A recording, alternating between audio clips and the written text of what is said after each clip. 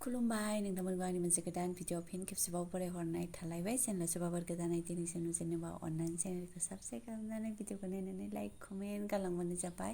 ओमफ्राय लोगोफोर भिडिअआथ' मालानि नोंथांमोना नायनानै बुजिखाबाय। ओमफ्राय बियो लोगोफोर मास मोनसे 2 मास सिगांनिफ्रायनो बिदि आरोना सानफ्रामबो बे मेला होननांगौ ना बाजार होननांगौ सानफ्रामबो बिसिबां फिर नुगोन नोङो सानाव एसे खम जायो जै मोनासिबाय ओरैबायदि फिर बेल' नङा आरोना बे जायगायाव। ओमफ्राय जोङो फिसाजोनो फिसालानो गस्ला नागिरदोंमोन मोनासै मामिनिया ओरैबायदि दिगदार मोननोनो थाङा आरोना। ओमफ्राय बाबानिखौ गांसे बायनानै होबाय मानो होनबा जोङो बार्थडेआव सानैनोबो बायनानै होआखैमोन बेखायनो एबार बायनानै होनोसै होननानै थांदोंमोन आरोना। ओमफ्राय नोंथांमोना भिडिअ बोरायखौनो नायलांबानो जाबाय अननानै।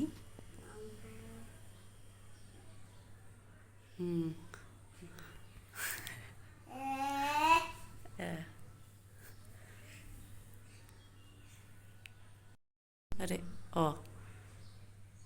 दे फोनदो थबथाल' थबथा होबाबो जायो दे जायखिजाया थबथा गोजौ जाबाय दे माइरङा फोनदो दे दलदाबाबा आथिंफ्रा नांफैगोन।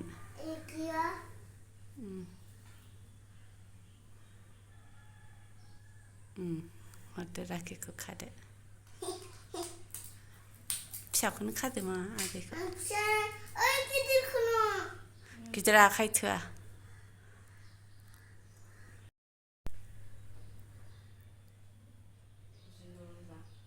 खेबथाम खादो दे आथिङा बाबा दल दोन मा समाव दे 3 बार खादो आरो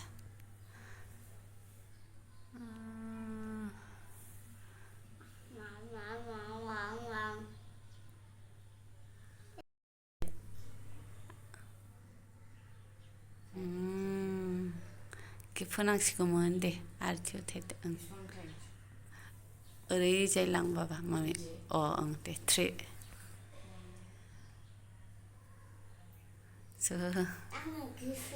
आयौ गावहासो गिफ्ट मा गिफ्ट बाबा दाहाय बाबाया लाबोसिगोन दे किन्डार जय ओमफ्राय दे आगैनो लोमबिवमोननि बोर बिदोबा ओमफ्राय दै दौदो दे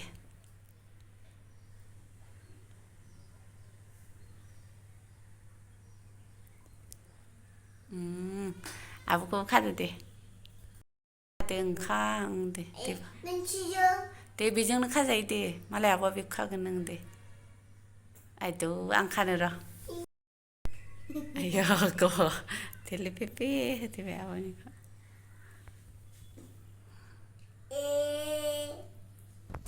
ओमफ्राय सापात जोब्बायमोन लोगोफोर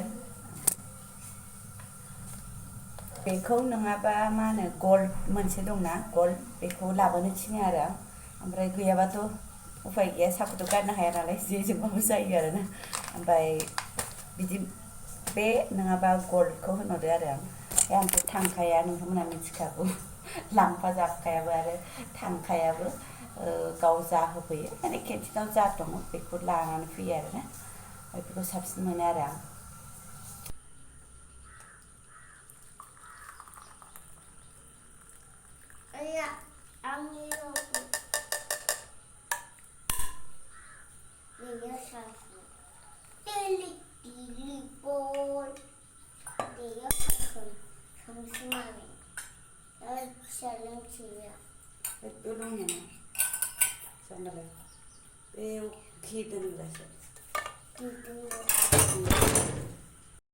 लोगोफोर टाइमा 6:30 जाबाय आरो नै ओमफ्राय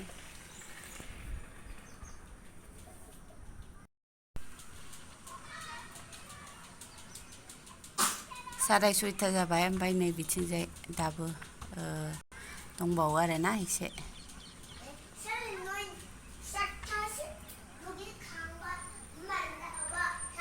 ओमफ्राय आं नै लोगोफोर जुखाम रुदोंमोन मैया लाबोदोंमोन नालाय जादो गुदुं नै बाहेरायाव गोथाव लोंनोसै आरो जों बाबा फैथ'वालै